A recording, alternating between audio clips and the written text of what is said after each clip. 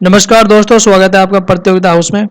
हम लोग पढ़ रहे हैं एनसीईआरटी ज्योग्राफी क्लास 8 की एनसीईआरटी हम लोग पढ़ रहे हैं और आज हम पढ़ने जा रहे हैं चैप्टर नंबर 3।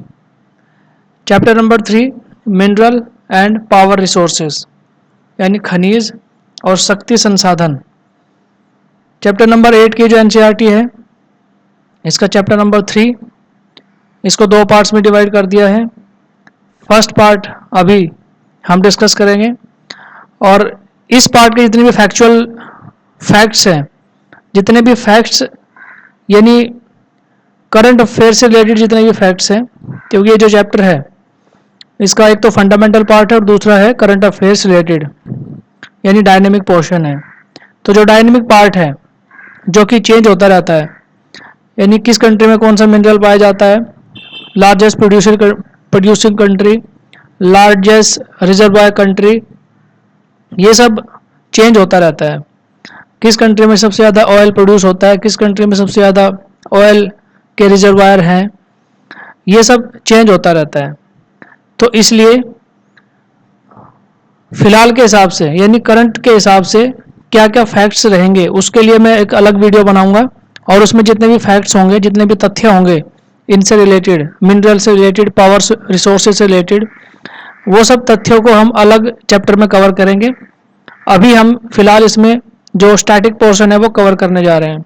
अगर आपने चैनल को सब्सक्राइब नहीं किया तो चैनल को सब्सक्राइब जरूर कर लीजिएगा और बेल आइकन जरूर दबा दीजिएगा, क्योंकि जो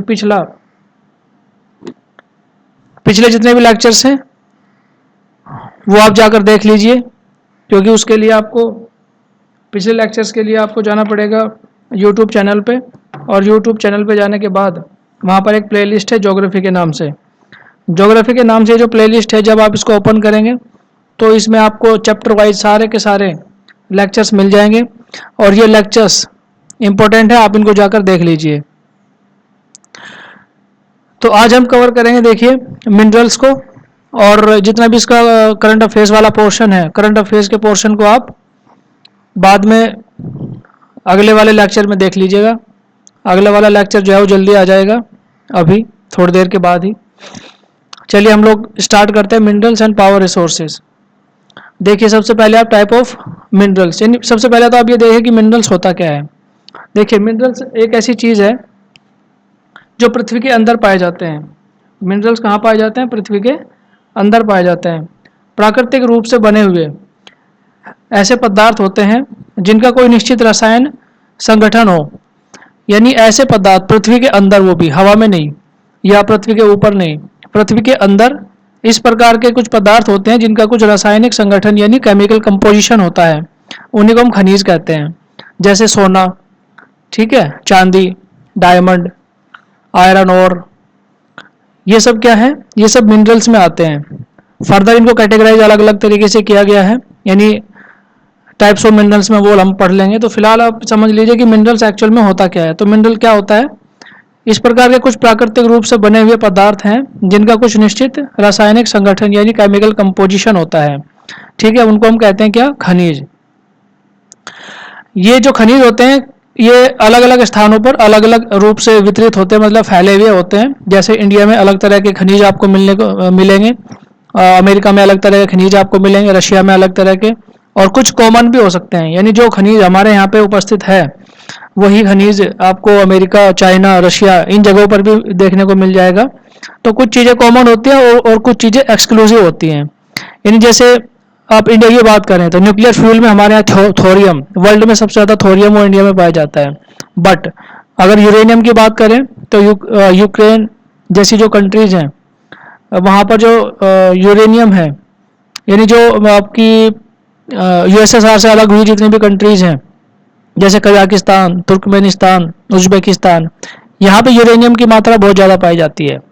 तो कुछ एक्सक्लूसिव खनिज होते हैं जो किसी कंट्री में पाए जाते हैं, और कुछ ऐसे खनिज होते हैं जो कॉमन यानी किसी भी कंट्री में कॉमन रूप से पाए जा सकते हैं, ठीक है। तो चलिए अब बात करते हैं टाइप्स ऑफ मिनरल्स, यानी मिनरल के कौन कौन से प्रकार होते हैं। देखिए, मिनरल 2 प्रकार के होते हैं। यहाँ पर आप देखिए, ये मिनरल्स जो है वो क्या है, 2 प्रकार के होते हैं, और ये इनके कंपोजिशन के हिसाब से होता है। यानी उनकी जो केमिकल प्रॉपर्टी होती है उसके हिसाब से हम मिनरल्स को दो रूप में बांट सकते हैं, एक तो मेटेलिक और एक दूसरा नॉन मेटेलिक। अब ये मेटेलिक भी दो प्रकार का होता है, फेरस और नॉन फेरस। ठीक है, एक मेटेलिक होता है और दूसरा होता है नॉन मेटेलिक। तो जो मेटेलिक होता है यानी धातु वाला जो मिनरल होता है वो उसमें भी दो प्रकार का होता है, एक फेरस और एक नॉन फेरस। तो फेरस वाले में आप देखिए क्या क्या आता है। सबसे पहले बात करते हैं मेटेलिक मिनरल्स की। इस प्रकार के मेटेलिक मिनरल्स जो हैं वो इस प्रकार के मिनरल्स होते हैं या सबस्टांस होते हैं, पदार्थ होते हैं जिनके अंदर मेटल की प्रॉपर्टी पाई जाती है, जैसे आयरन और बॉक्साइट और मैग्नीज। ये आयरन और इनके अंदर आयरन की कंपोजिशन पाई जाती है, इसलिए इनको मेटेलिक मिनरल बोलते हैं। उसके बाद बात करते हैं जैसे मेटल में भी हमने आपको बताया दो तरह के होते हैं, फेरस और नॉन फेरस। तो फेरस में कौन कौन से मिनरल्स आते हैं, देखिए आयरन और मैग्नीज और क्रोमाइट, ये तो आते हैं आपके फेरस में, यानी इनके अंदर आयरन प्रॉपर्टी पाई जाती है। और दूसरा एक आता है नॉन फेरस। नॉन फेरस मतलब जिसमें आयरन की प्रॉपर्टी नहीं पाई जाती, उसको नॉन फेरस बोलते हैं।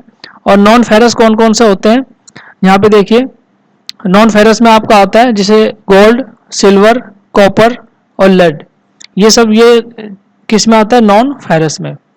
तो मेटल दो प्रकार के होते हैं, फेरस और नॉन फेरस। फेरस में अभी मैंने आपको बताया आता है आपका आयरन और बॉक्साइट और क्रोमाइट, मैग्नीज, सॉरी बॉक्साइट नहीं आएगा, आयरन और मैग्नीज और क्रोमाइट, ये तो आएगा आपका मेटेलिक में सॉरी फेरस में। और नॉन फेरस में आएगा आपका गोल्ड, सिल्वर और कॉपर।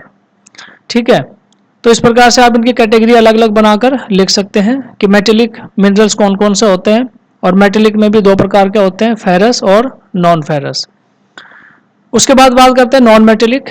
नॉन मेटेलिक मिनरल्स कौन कौन से होते हैं, यहाँ पे देखिए नॉन मेटेलिक मिनरल्स होते हैं जैसे जिप्सम, ठीक है, लाइमस्टोन, माइका यानी अभ्रक और जिप्सम, ये आता है नॉन मेटेलिक मिनरल्स के अंदर। या उसके बाद अगर बात करें पावर सोर्सेज की, तो जो पेट्रोलियम पदार्थ होते हैं जितने भी, ये भी नॉन मेटेलिक मिनरल्स में ही आते हैं, ये पावर सोर्सेज में आते हैं। अब हम बात करते हैं कि आप इनको जब ये जमीन के अंदर पाए जाते हैं तो इनको आप कैसे निकालते हैं, यानी एक्सट्रैक्शन ऑफ मिनरल्स। जमीन के अंदर पाए जाने वाले इन मिनरल्स को हम किस प्रकार से निकाल सकते हैं, उसकी यहाँ पे तीन विधियाँ दे रखी हैं। नंबर 1 माइनिंग, नंबर 2 ड्रिलिंग और नंबर 2 क्वायरिंग। एक एक करके आप इनको समझ लीजिए। देखिए सबसे पहले आता है माइनिंग। माइनिंग भी दो तरह की होती है, ओपन कास्ट माइनिंग और shaft mining. Open cast mining होती है, अगर कोई पहाड़ है, मान लो यहाँ पर ये जमीन है, जैसे झारखंड की हम बात करें, छत्तीसगढ़, झारखंड, उड़ीसा के कुछ भाग, वहाँ की हम बात करें, तो ये जगह है जहाँ पर कोयला जमीन के ऊपर ही पाया जाता है। यानी इसको जमीन को काट कर, खोद कर, पूरा का पूरा ये जो पोर्शन है जमीन का, इसको ले जाया जाता है डंपर, बड़े बड़े डंपर्स होते हैं, ठीक है, यहाँ पर ब्लास्ट करके जो चट्टाने हैं इनको तोड़ा जाता है। उसके बाद में जितना भी मटेरियल निकलता है उस चट्टान के अंदर से, उसको बड़े बड़े डंपर्स में भर के, ठीक है, उसको बड़े बड़े डंपर्स में भर के ले जाया जाता है। कहाँ पर, बड़ी बड़ी जो शोधन शालाएं होती हैं, ठीक है, वहाँ पर ले जाया जाता है और इनका शोधन किया जाता है, यानी इनसे कोयले को अलग किया जाता है। ठीक है, तो इसको तो हम कहते हैं ओपन कास्ट माइनिंग। उसके बाद बात करते हैं शाफ्ट माइनिंग। कुछ मिनरल्स ऐसे होते हैं जो जमीन के ऊपर नहीं पाए जाते, ठीक है, उनको निकालने के लिए जमीन के अंदर ड्रिल करना पड़ता है, यानी कुछ मीटर अंदर तक जाकर ड्रिल करके उनको निकाला जाता है। जैसे अगर कोयले की हम बात करें तो कुछ तो ओपन माइनिंग से निकाल लेते हैं, यानी ऊपर ही खोद कर ब्लास्ट करके जो भी मटेरियल मिलता है उसको ले जाते हैं शोधनशालाओं में और वहाँ पर उसको शोधीकृत करके उसको क्या किया जाता है, कोयले को रिफाइन किया जाता है, रिफाइनरीज बोलते हैं उनको। उसके बाद आता है शाफ्ट माइनिंग। तो शाफ्ट माइनिंग में क्या करते हैं कि कोयले को निकालने के लिए गुफा अंदर माइन बनाना पड़ता है, मतलब उसको अंदर खोदते हैं, जमीन को अंदर खोदते हैं और खोदने के बाद अंदर जब उसमें टनल में जाते हैं तो वहां से कोयले को खोद खोद के निकाला जाता है। तो इस प्रकार की जो माइनिंग होती है उसको हम कहते हैं शाफ्ट माइनिंग। शाफ्ट का मतलब होता है एक इस तरह की टनल नुमा एक जगह बना दी जाती है जमीन के अंदर और वहां पर जाकर खोद खोद कर यहाँ से कोयले को बाहर निकाला जाता है और फिर छोटी छोटी ट्रॉलीज होती हैं, यहाँ पर एक रेल की पटरी टाइप बना दी जाती है और इस रेल की पटरी टाइप से छोटी छोटी ट्रॉलियों में ये कोयला भर के और फिर यहाँ पर एक लिफ्ट लगा दी जाती है, लिफ्ट से ऊपर धरती के ऊपर पहुंचा दिया जाता है। तो इस प्रकार की जो शोधन प्रक्रिया होती है, यानी जो माइनिंग होती है, उसको हम कहते हैं शाफ्ट माइनिंग। और एक हमने आपको बताया ओपन कास्ट माइनिंग।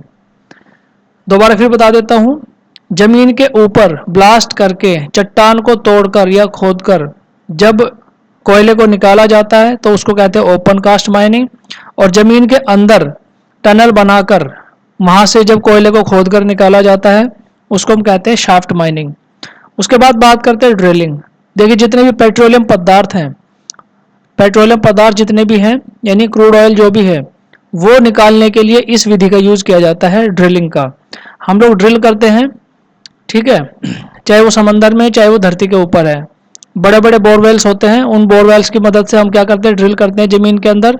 और यहाँ पर जमीन के अंदर यहाँ पर क्या होता है, ये पेट्रोलियम पदार्थ पाया जाता है। तो इस पेट्रोलियम पदार्थ को ड्रिल करने के बाद यहाँ से जो बोरवेल होते हैं, जैसे जिस प्रकार पानी के बोरवेल होते हैं उसी प्रकार यहाँ पर भी बोरवेल करके ड्रिल करके बोरवेल की मदद से इसको बाहर, क्रूड ऑयल को बाहर निकाला जाता है। तो इसको कहते हैं ड्रिलिंग, ठीक है। अब बात करते हैं क्वायरिंग की। देखिए, क्वायरिंग और जो ओपन कास्ट माइनिंग है इसमें थोड़ा सा डिफरेंस होता है। कुछ जो मिनरल्स हैं वो जमीन के ऊपर ही पाए जाते हैं, उनको तोड़कर हम लोग क्या करते हैं, ले जाते हैं रिफाइनरीज में और उनको रिफाइन करते हैं। बट अगर जमीन के कुछ मीटर अंदर तक, जमीन के कुछ मीटर अंदर तक अगर हम खोदते हैं मिनरल्स को निकालने के लिए, ठीक है, बहुत ज़्यादा गहरा नहीं, ये नहीं, ज़्यादा गहराई में खोदेंगे तो शाफ्ट माइनिंग हो जाएगा, और ऊपर खोदते हैं तो क्या होता है, ओपन कास्ट माइनिंग। तो ये जो क्वायरिंग है, ये क्वायरिंग, ओपन कास्ट माइनिंग, ठीक है, और शाफ्ट माइनिंग, इन दोनों के बीच का पोर्शन होता है। यानी जमीन के ऊपर भी नहीं है, जमीन के बहुत ज़्यादा नीचे भी नहीं है, थोड़ा बहुत खोदने के बाद जब मिनरल्स को निकाला जाता है जमीन से तो उसको कहते हैं क्वायरिंग। तो इस प्रकार से मैंने आपको बताया मिनरल्स कितने प्रकार के होते हैं, यानी टाइप्स ऑफ मिनरल्स। मेटेलिक में भी दो प्रकार के होते हैं, फेरस, नॉन फेरस, और एक होता है non metallic. Non metallic minerals मैंने आपको बताया, जितने भी जिप्सम हो गया, माइका हो गया, लाइमस्टोन हो गया, और उसके बाद आपका जितने पेट्रोलियम पदार्थ होते हैं, ये सब क्या है, नॉन मेटेलिक मिनरल्स में आते हैं। नेक्स्ट आगे चलते हैं, डिस्ट्रीब्यूशन ऑफ मिनरल्स। देखिए, जो मिनरल्स है वो कहाँ कहाँ पाए जाते हैं और कहाँ कहाँ फैले हुए हैं, ये आप यहाँ पर देख लीजिए। सबसे पहले बात करते हैं हम, देखिए कि मिनरल्स पाए कहाँ जाते हैं। मिनरल्स कहाँ पाए जाते हैं, देखिए जो हमारी रॉक्स होती हैं, हमने 3 प्रकार की रॉक्स पढ़ी थी, डिफरेंट टाइप ऑफ रॉक्स। कौन कौन सी थी आपकी, इग्निशियस, ठीक है, इग्निशियस रॉक्स, मेटामॉर्फिक और सेडिमेंट्री। ये 3 प्रकार की रॉक्स मैंने आपको बताई थी, यानी आग्नेय सेल, कायांतरित सेल और अवसादी सेल। इन तीनों प्रकार की जो रॉक्स हैं इनमें पाए जाते हैं हमारे मिनरल्स।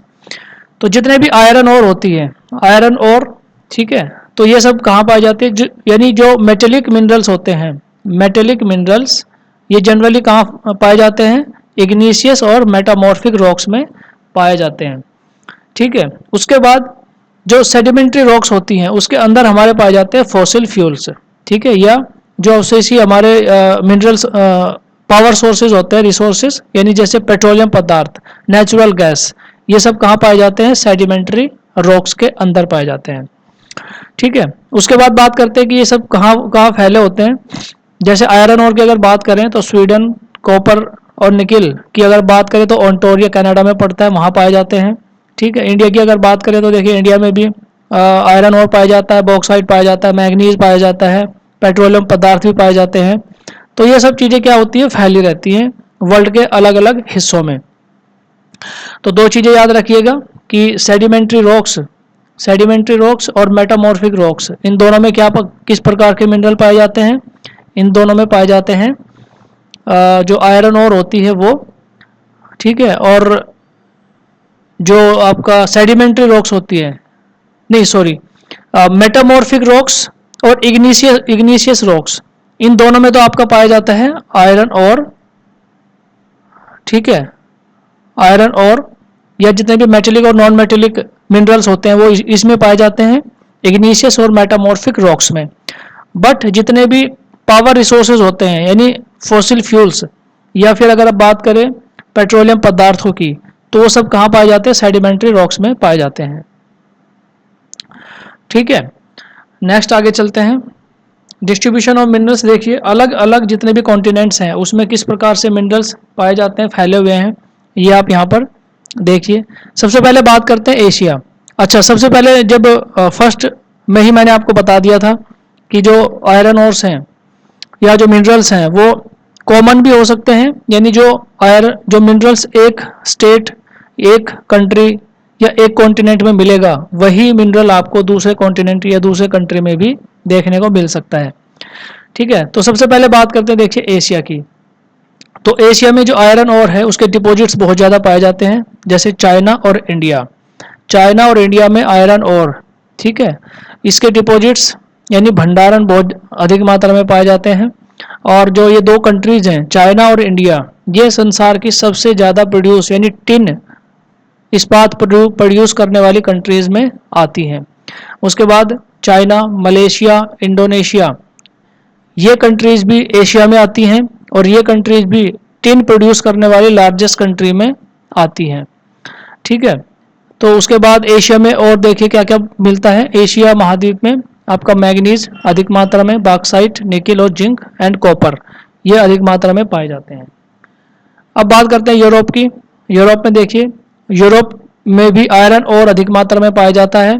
और यूरोप के कौन कौन से कंट्रीज हैं जिनमें आयरन और पाया जाता है? रशिया, यूक्रेन, स्वीडन, फ्रांस, यहाँ पर आयरन और अधिक मात्रा में पाया जाता है।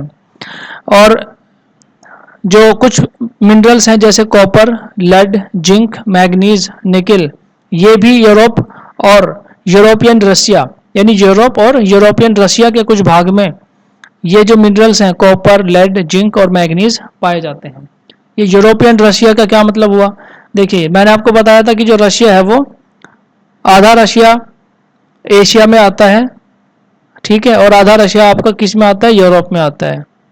ये यहाँ पे बीच में यूराल पर्वत है, तो यूराल पर्वत के राइट वाला पोर्शन एशिया में आता है रशिया का, और लेफ्ट वाला पोर्शन यानी यूराल पर्वत से लेफ्ट वाला पोर्शन यूरोप में आता है रशिया का।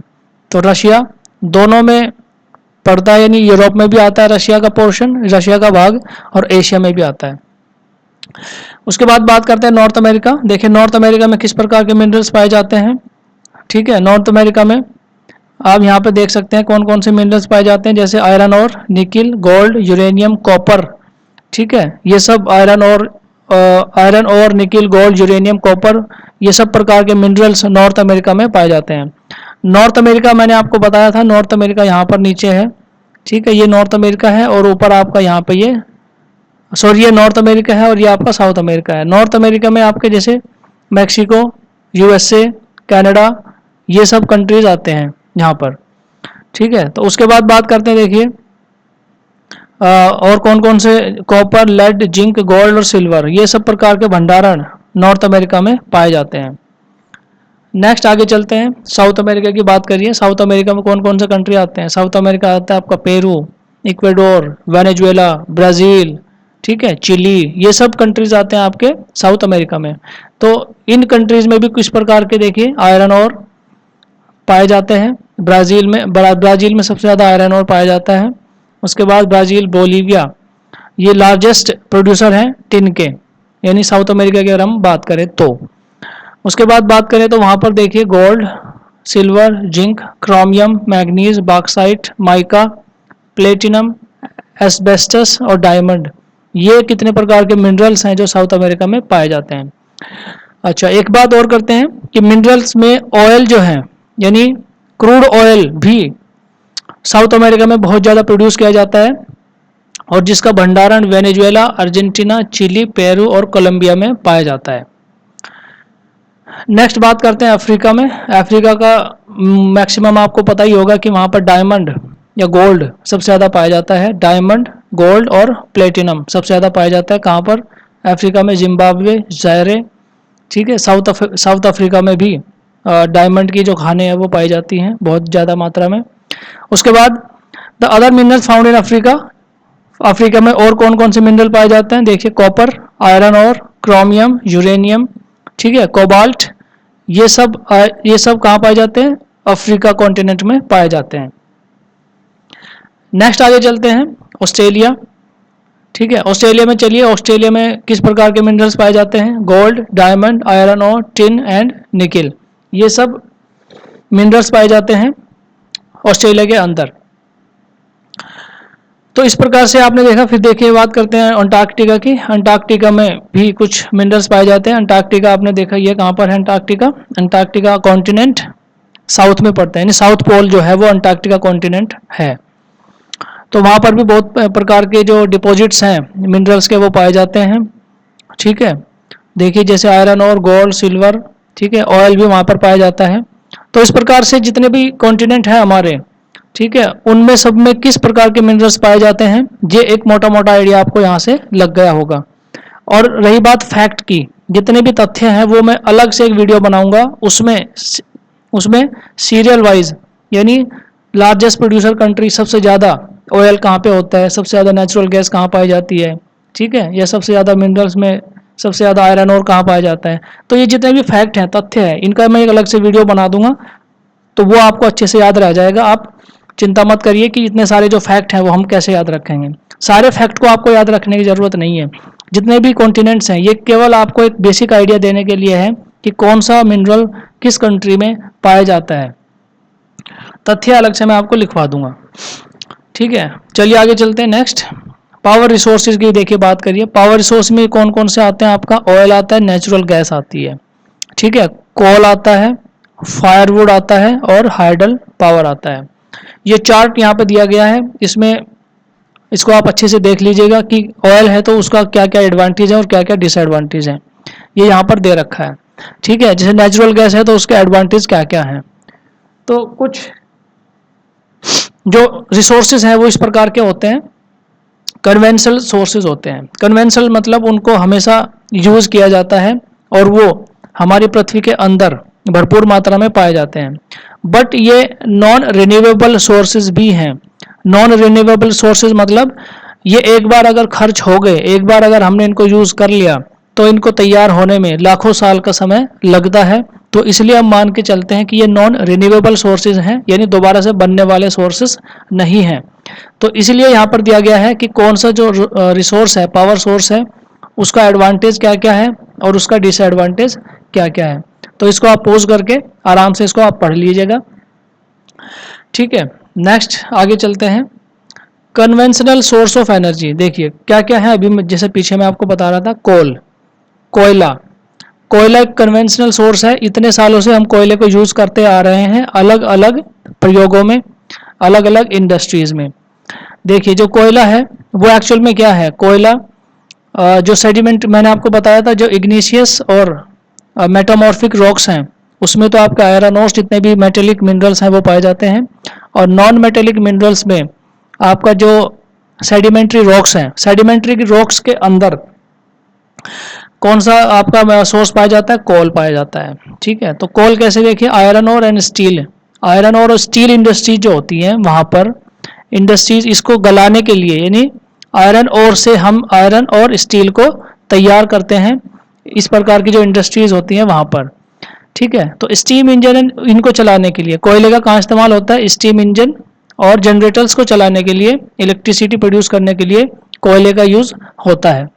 ठीक है, तो थर्मल पावर जो प्लांट्स होते हैं, यानी जहाँ पर कोयले का यूज होता है, स्टीम इन कोयले का यूज करके हम क्या करते हैं? स्टीम इंजन और जनरेटर्स को चलाते हैं, और जनरेटर इनको चलाकर हम क्या करते हैं? इलेक्ट्रिसिटी प्रोड्यूस करते हैं।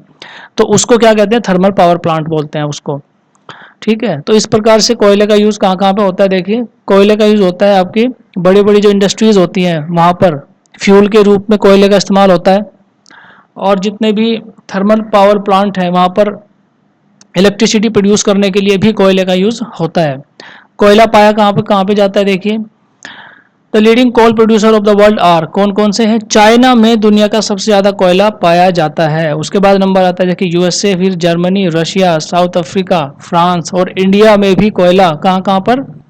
रानीगंज, झरिया, धनबाद और बोकारो में पाया जाता है। इंडिया में कोयला कहाँ कहाँ पाया जाता है? रानीगंज, झरिया, धनबाद, बोकारो और झारखंड। मतलब बोकारो, धनबाद एंड बोकारो कहाँ पड़ते हैं? ये झारखंड में ही पड़ते हैं। रानीगंज और झरिया भी झारखंड में ही पड़ते हैं। इसके अलावा गोदावरी नदी बेसिन जो है वहाँ पर भी कोयला पाया जाता है। उड़ीसा के कुछ भाग हैं वहाँ पर भी कोयला पाया जाता है।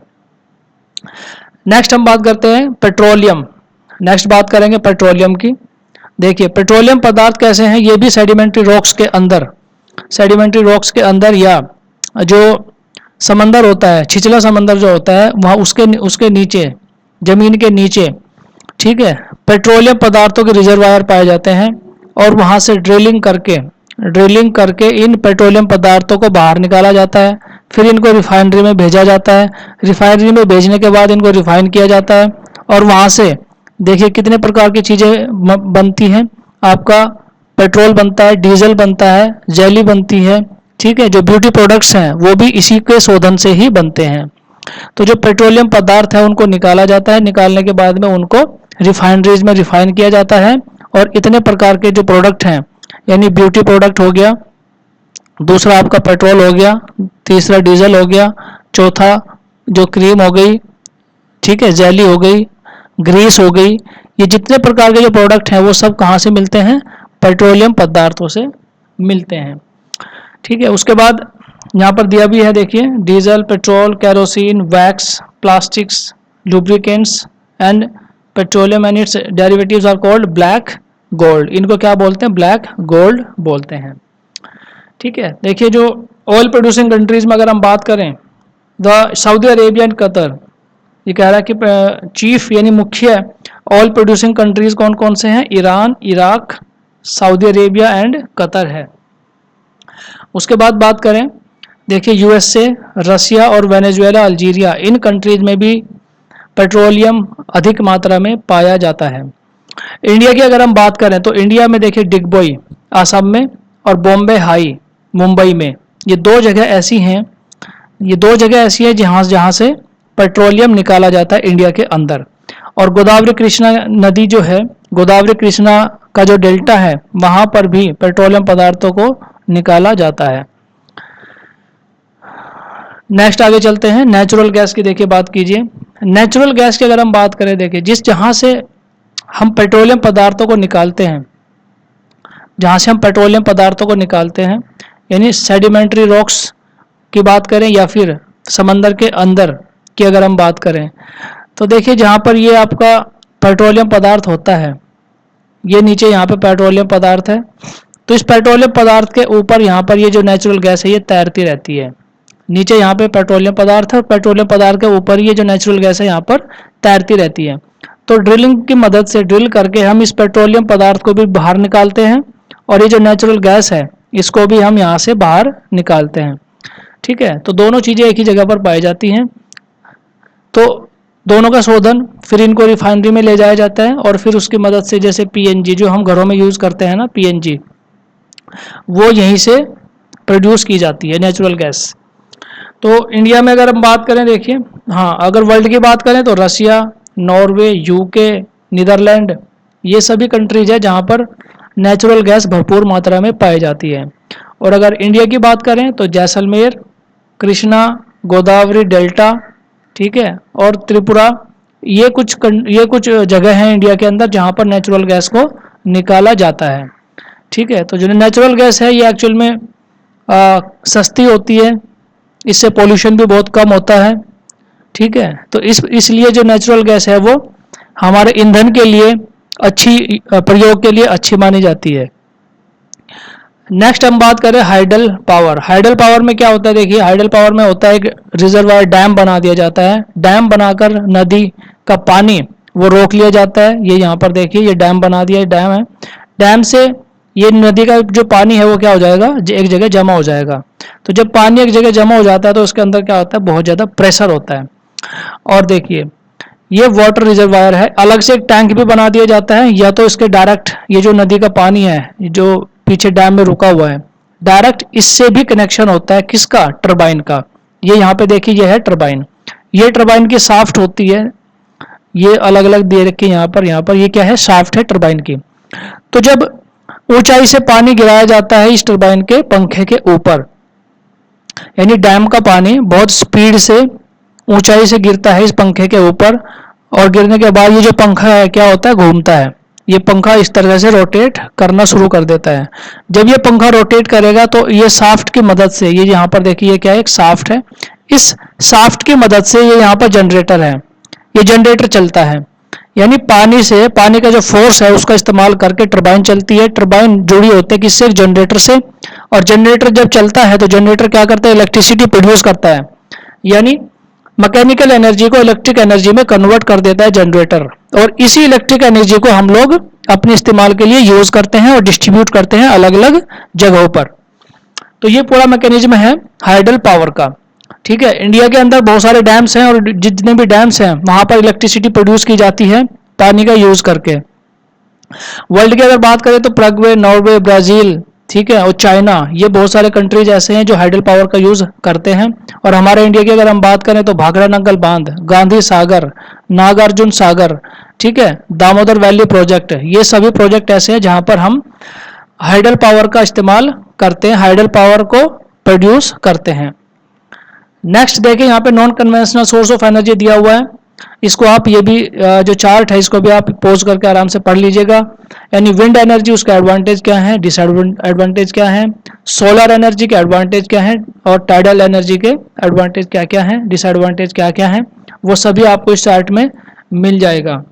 ठीक है, देखिए जो फैक्ट है, यानी कन्वेंशनल सोर्स ऑफ एनर्जी, अभी जो मैंने आपको बताया पीछे, यानी आपका ऑयल, नेचुरल गैस, टाइडल, ठीक है, ये जो natural conventional source of energy हैं, इनके भी फैक्ट और जो non conventional source of energy हैं जैसे विंड, सोलर, टाइडल, ठीक है, बायोगैस और न्यूक्लियर एनर्जी, इनके भी जितने भी करंट के फैक्ट्स हैं, करंट अफेयर से रिलेटेड जो भी फैक्ट्स हैं इनके, ठीक है, वो मैं आपको नेक्स्ट वीडियो में अलग से कराऊंगा, ताकि वो जो फैक्ट्स हैं वो एक जगह पे आप इकट्ठा करके अपनी नोटबुक में नोट डाउन कर सकें और एग्जाम में जाने से पहले उसको आप रिवाइज कर सकें, वो आपको बेनिफिशियल, वो आपके लिए बेनिफिशियल होगा।